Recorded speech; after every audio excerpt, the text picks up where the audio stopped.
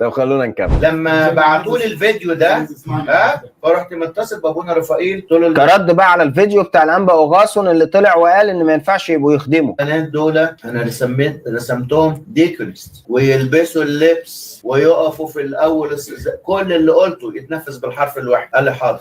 اتصلت باهاليهم، هم 7 بنات، اتصلت بواحد قلت له بنتك ديكونس هتبقى في الكنيسه. الموضوع حبيبي انا بعمل كده بس انا بأهادن عشان بس ما تجيش على قداسه البابا. يا نهار ابيض عليك، يعني انت طالع بتعتذر وانت مش هتشيلهم اصلا وترفع عنهم رتبه الشماسات؟ خدت بيقول لك بيداهن، بيقول له اعلى ما في خيلك اركبه.